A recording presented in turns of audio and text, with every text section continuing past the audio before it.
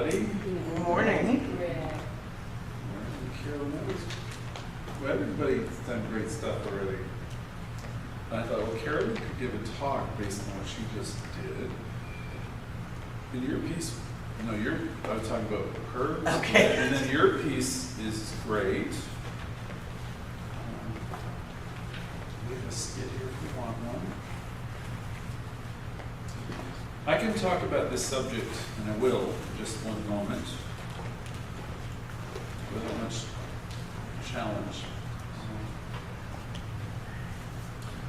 We're talking about surrendering today, and before I do, I'd like to start off with something from the teaching. I don't know if I'm going to read it all. First of all, we teach principle here. Principle, as I learned to understand as a religion science minister, is the idea that this presence exists in you, that operates through you, as you. Now, that's big. It's a simple sentence, but it contains a lot of information. That presence exists in you, operating through you, as you. In other words, the very thing you're always looking for, the presence, the power, is always with you. It can be no place else. We live in a universe where there is consciousness present, everywhere. Nowhere you can imagine, in your wildest dreams, it doesn't exist. You go to galaxies beyond your imagination, millions of light years away, it's there. If you go within every subatomic particle within your own essence, it's there. There is not a spot where, we call it God, right? There's not a spot where God is not. So here we live in a world where we name things because you have the ability to name things because you are one with the power. You are a point of awareness within the very essence of it. And you get to name this and name that and name everything. You are a co-creator. You're naming everything. Judge, jury, and all that. And furthermore, you get to be right in your world. The thing I have to remember, and I didn't know probably for 20 years as I started getting to metaphysics, is I am not the totality of that.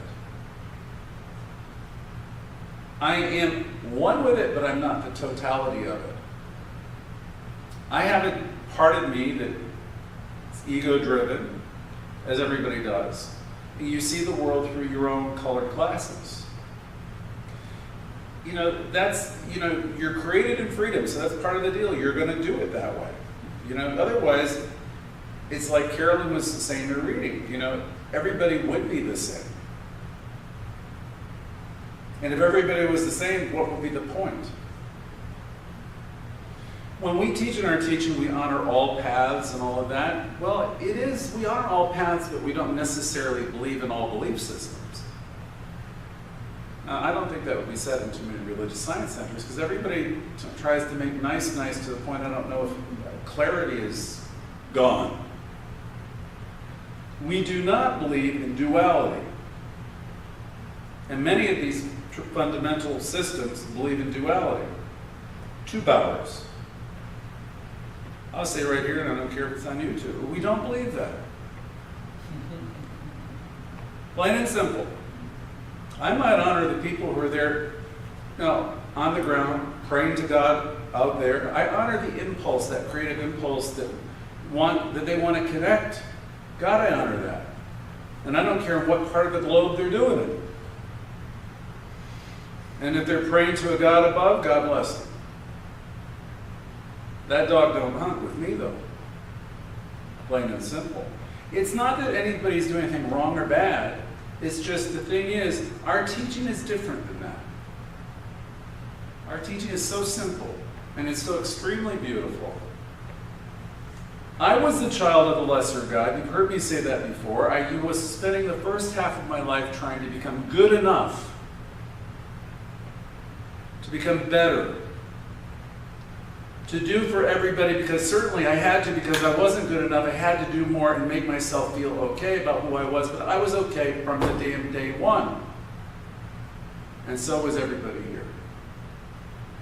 Furthermore, you were more than okay from day one. You were fantastic, beautiful son, daughter of the universe itself, imbued with everything, the heir to all good. But you got indoctrinated into a system of belief, as did I, a socialization where you were taught that you were not okay. You might have even had original sin. And if you weren't saved by something, you would be damned to something else. And I encountered intelligent people with master's degrees and PhDs and all that. And you know, they're so brilliant in their areas of expertise. Boy, on that one subject, that indoctrination is so great for so long. I was a Catholic kid. There was a saying, as I went to Catholic Mass week after week after week, Catholic Mass, I went to Catholic school. It was in the morning before school, on my knees, pray to the God above for salvation, for redemption, because I was not good enough according to that catechism. The very words of it said, through my fault, through my fault, through my most grievous fault, 7 years old. Guilt was what controlled it. Shame. And then I need to repent. Pray to God that I don't burn in purgatory or hell.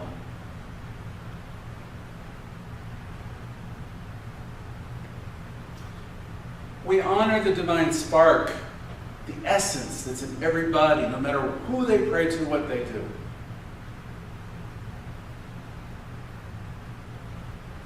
See, nice is nice, right? But, we don't want to drop on our brains here. Okay? It's don't die dumb, Bill Tolliver used to teach me years ago. And God, I love to love that. Because he didn't mind putting it out there. We are different. And different is good. Okay? Actually, you're on the crest of the wave. You're part of the leading consciousness. And the rest of them are so far behind. And you know what? They are where they are, and where they are is perfect and good and appropriate for where they are. You have people in your immediate world who are in a different place too. And you try to fix them with great despair, because it doesn't what? It doesn't work. Have you ever tried to fix anybody who's got, some, say, addiction, or they're self-destructive in any way? You can't fix that. You don't have that power. People try to fix you, probably. How did that work? The universe moves through people, and everybody is in, according to Ernest Holmes, the divine right place. Which means, you know what? Don't be heavily invested in trying to get other people to change. In the 12-step programs, similar idea, they say it's a program of attraction. When people want what you have, you know what? All of a sudden you become a genius. When they want to stay in their addiction, they're going to stay away from it. They don't want to be around it because they want what they want. They want to stay stuck into their worlds of denial. I used to have a drinking problem. I haven't drank for 3 decades or longer, but I don't want him around me suggesting I had a problem. God, no. I would go to another place. I don't want to hear it. So I want to do what? I want to do what I want to do. So we don't go out and proselytize to people and tell them, blah, blah, blah, blah, blah. We don't save souls. That's laughable. We don't bless pets. That's laughable too. My God, those pets are as divine as you are. They don't need blessing. They need maybe appreciation and your care. The last damn thing they need is your blessing. You don't need to come to me for absolution, penance, or, sacraments of, what are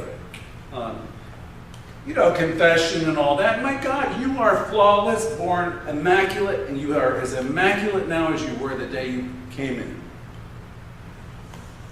Now you may say, oh, but really, you have no idea, the things I've done in my interesting life.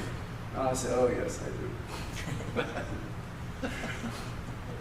Oh, yes, I do have an idea. That makes you no less divine. no less wonderful. Nobody comes in and operates from a connected place, hour by hour, day by day, throughout their entire life. You come in very much an innocent. You come in as beauty and joy and wonder and great possibility. And through no fault of your own, you've been raised in a family of some kind. And they passed on a lot of stuff to you that wasn't too good, and they passed on a lot of stuff to you that was wonderful. They are blameless too. You didn't always know that. I'm sure as teenagers and your young adulthood, you had resentments towards the families that you came from. I did. And we get into those states of consciousness where we blame others, and if only they had been different, I would be. If that had been, if I'd married the right person, if I had the right education, I could have been a contender.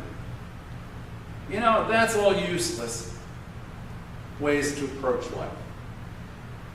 Louise Hay will eloquently say that everybody was doing the best that they could with the information, the understanding, and the awareness that they have. You are too. And you might then get caught up in, my God, though I've done these terrible things. You know, I've been an alcoholic, I cheated on my wife, I've done this, I've done that. You know, I've been dishonest, I've been this, and I'll say, well, you know, guess what? That's the story of people. The more important question is, what are you willing to do now? As you enter into this world of new thought, where you realize that everything is possible, where you wake up to the divine potential that exists right in you as you. God in you as you is you. You can create a whole new world. We can create a whole new center in this week if we want to. But the commitment to ourselves and to this center needs to be pretty strong. Because if you descend those stairs today and nothing has moved within you, you're going to go out and do the same thing you've done all your damn life. This center and this teaching is fantastic, and it can open up channels in mind for better relationships, stronger friendships, same thing, you know, opportunities financially. You know, we are our own worst enemies always. We suffer under the delusion that somebody is doing something to us, and that's never the truth. It's the wrong conversation. We can learn from the blowouts and the things that happen in our life that aren't fun. We can learn from our conversations where we could have showed up in a different way. We can learn how to be more effective communicators. We can learn how to run a better center.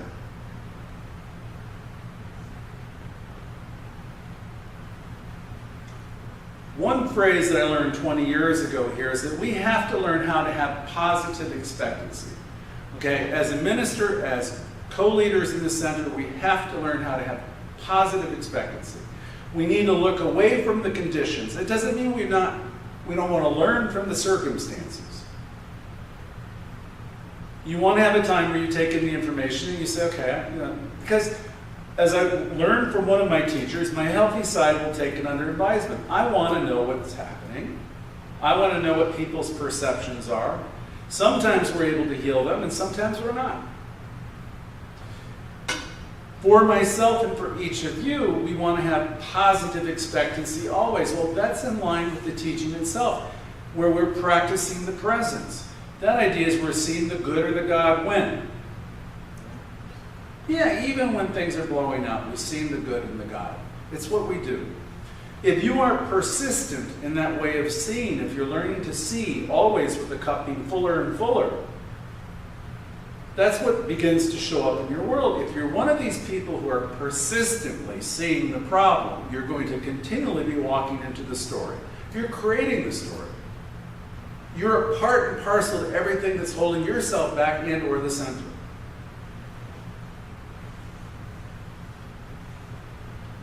See, I've learned a lot in a lot of places. New Thought Centers, earnest homes, 12-step programs. The strength comes always from addressing the situation head-on and walking through it. From recovery, they say we have the disease of denial. I don't want to look at it, I don't want to touch it, I don't want to deal with it. I had a friend, Alan, who passed away about 20 years ago, and his line, which I tried to help him a lot. Can't. They're not ready, they are where they are, right? He said, Greg, I don't want to feel or deal with it. And his way was to medicate his life. And he was dead at 38 by not wanting to feel or deal. It takes a little bit of guts to walk through tough conversations and to deal with life sometimes. But it's like exercising a muscle. As you learn to do that, then the things that are scary, the boogeymen in your life, they just disappear. Most good time management experts always tell you to make a list, but the thing that we don't do after we do that is they want you to do the top 3 things, the most difficult things first. Our human nature is to do them last. We're going to do the easy stuff, and we'll deal with the hard stuff later, and the hard stuff becomes a crisis eventually, so you have to deal with it anyway, and you've gone through all kinds of changes because you've been putting it off. That's very typical people in recovery. I don't want to feel or deal with it. I had great parents as I think back. I didn't realize how great they were until you get older, you start to realize it. My father used to say, your mother and I always want to know. Always. They weren't negative, but they wanted to know what was happening right away. It's because if you're in the thick of it, in your own thinking, your distorted thoughts, sometimes you need a reset button. And if you go to some people who have some knowledge and information, and then, they're back, you have your back, you can move through things, because we can stay stuck in our stories. Somebody done me wrong and ain't it awful, and I'm going to take, in AA, they say resentment, you take a coffee pot and 2 alcohol, and you go to another meeting. Same thing happens here. Someone has something, and then another, then you lose 4 people. And you know what? This teaching really, if you're working this teaching, is realizing whenever you're in discord, or you're going into any type of story, it's about who? It's about you. Emma Curtis Hopkins advised against doing the counsel of the wicked. Well, the counsel of the wicked is where one person's in a story, and then they're going to grab the person next to them and, this is terrible and that's terrible and ain't it awful. There's nothing particularly enlightened about that. If you're having a challenge, you call people that know something more than you, that they'll listen to you because they care about you. But they're not here to support you in the lie. They're here to support you in the truth. Of course, sometimes we don't want to call people like that. Because when you call a person who's got the consciousness that I'm talking about, who's a practitioner, they're going to listen because they're compassionate, but they're in the end going to say, okay, well, Carolyn, Bill, Leslie, okay, this is your creation. What do you want to do about it? They're not going to go into what the other person's doing ever. It's not the appropriate conversation. The conversation is, what are you doing? The most important person in your world, the only thinker in your life is who? What are you going to do with that conversation? Are you going to make it about that other person still? In my evolution, I guess I've had other great teachers. I found myself in a therapist's office 25 years ago. Her name was Joyce Melkin. She's alive somewhere. She would hand me a business card every week, and it had one thing on, teddy bear flip side. It said, whose problem is it? I don't want to talk about my parents and what they did to me. I don't want to talk about who the hell I was living with and what they did to me. I would want to talk about what people want. And if that wasn't good, I'd go for society and politics, the president, everybody else. My goodness, my goodness. Whose problem? Who's creating that world? Okay, so today's topic on surrendering is always an appropriate topic talk, because as you learn to get yourself out of the way, as Emerson said, and as you learn to trust more that life is perfect, we've been gifted with the ability to name things and decide and call things good and bad and all the rest. You are one with the Father. You have tremendous power at your disposal.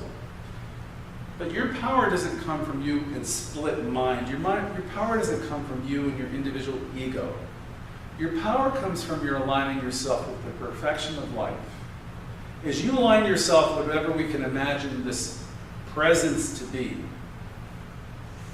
as you align yourself with that, and we dream and we imagine what this God or this presence, I don't even like saying the word God because it always conjures up male presences with beards and power and lightning bolts.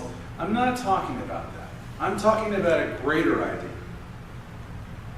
As you align yourself with the presence, the vibrancy of life everywhere, that power that's causing the grass to grow, the trees to grow, that creative impulse that's in everybody. As you align yourself with that, know that it's in you, operating through you now. And as you try to figure out what it is about, well, it's always about growth. The evidence of its prosperity is astounding. The evidence of its intelligence is unbelievable. It's in every system, every blade of grass, every flower, every fish, every animal. It's in everything, and it's in you. And you are gifted with the ability of knowing that it's in you. What needs to have surrendered here is the notion that you, the part of you that's calling the shots, really knows anything. I want what I want when I want it, they would say in AA. That isn't crazy, crazy, craziness. There is something within you that knows the truth. It will reveal itself to you too if you get yourself what? Out of the way. One of the good things I learned from Unity years ago, because you get caught up in, I want this person in my life, I want this thing, I want this career. The idea that was taught to me there was this thought or something better for me. That's the notion behind the 3rd step prayer and all the 12-step programs, where you're surrendering yourself to the will of the universe. It's one thing for me to have a creative impulse to think I ought to start a center or a business. Okay, I honor that and I follow it. But around that corner might come something else. It could be a physical challenge, it could be a health challenge, it could be a bigger opportunity. So what happens to me and my plans? Well, if I'm stuck on me and my plans, I want what I want when I want it, then I'm going to miss out on this situation, that situation, wherever the universe will want to take me. I am not running the show, and if you think you are, you're mistaken. There is one power that comes from the 11th step of the 12-step programs. Our job is to seek only for a knowledge of its will for us. If you want to utilize your God-given power, and you have awesome power, then it comes from getting that part of you that thinks you know everything about everything out of the way, and meditate some, let the wisdom of the universe come to you. It will never let you down. Ralph Waldo Emerson said the universe is wooing you. And that's such a precious idea. Wooing you in your thoughts, in your quiet moments, your ahas, your creative hunch. See, we can grow a fantastic center. There's enough talent here. There's always enough talent here. I've noticed that. The resolve maybe could be greater. There's enough talent in you to fix your life, and not just fix it, but to learn not to get by, but to thrive. There's enough talent here to do that for us at the center as well. Not to get by, but to thrive. So, what are you going to do? What am I going to do? When things happen and things don't work out, what do you do now? What do you tell yourself? Louise Hay will say there's nobody nicer to be nicer to than you being nice to you. Well, in this whole thing, it's the conversation really always is going to be with you and lifting yourself up. Surrendering how great thou art. Our conversation in the center is that we have a great teaching. And if people are ready, this teaching can take them all the way. This teaching can take you places that it can open your heart and your world to. Everything you'll ever want for the rest of your life. But every time if you come into a place like this or a class and something is said to you that's upsetting, and you use that as a reason to disappear, like the alcohol in the coffee pot and the resentment, what a pity. You know, we can't shame you or blame you because that's what you do, that's what you do. How many times in your life do you run away from your own good? It's helpful to have a few people of like mind in your world we can run it by. Just say, this is what's going on, you know, what do you think? And not somebody to co-sign you. I've been thinking a lot about this center, and I've been thinking a lot about this consciousness, this whole thing of consciousness, and it is always about consciousness. Ralph Waldo Emerson was writing around the time of the Civil War, and he was teaching the very same things we're talking about now. This is over 200 years later, right? 1850s, 1950s. Long time ago, right? And it's almost like somebody's just giving you a silver platter full of gems and rubies and precious gifts that are, you can't even put a worth or value on them. He was talking about the very same thing during the time of the Civil War. It is said of Emerson that a few from every age, a very few, will discover him. And we can say now, well, the world knows, but that's not exactly true. You know, you've got Louise Hay on the radio, you've got CSL, which is really a small player in terms of the international stage, in terms of spiritual beliefs. They're a small player with a mighty message. Holmes said that this is the place where everybody winds up eventually. It doesn't necessarily mean CSL, but New Thought. This may not happen for hundreds of years yet. I have friends that are still going up to MCC, and they see them in the vestments and the gold and all this, and that's great. You're taking a Christian message, you know what that is, you know, God above and Jesus and salvation and all that, and that's appropriate. That's where a person is. It's stepping out of a more traditional belief system, and they do talk New Thought there. They blend it all up and stuff like that. If that works for you, go there. Okay? The thing is, we don't have intercessors here of any kind. We don't have popes, we don't have bishops.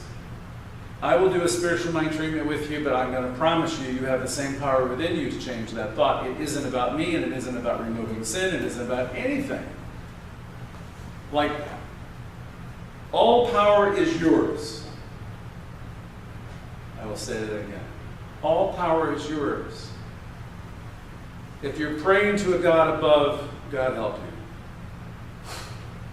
See, the thing is, the good, the God is in you right now. You search far for it. You search far. And we're about the business, we are, but trying to become better people.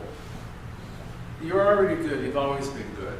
One of the gifts of the Course in Miracles, of many that are in it, would be, it's a journey without a distance. The journey, God in you as you, always in you, attempting to get your attention. You're not always going to be understood. Emerson said to be great is to be misunderstood.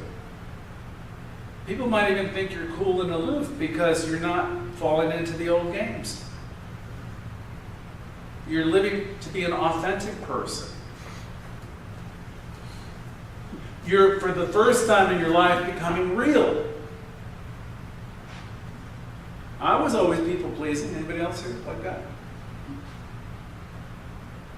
Want you to love me, and approve of me, and say I'm wonderful. Anybody have any of that going on inside of them?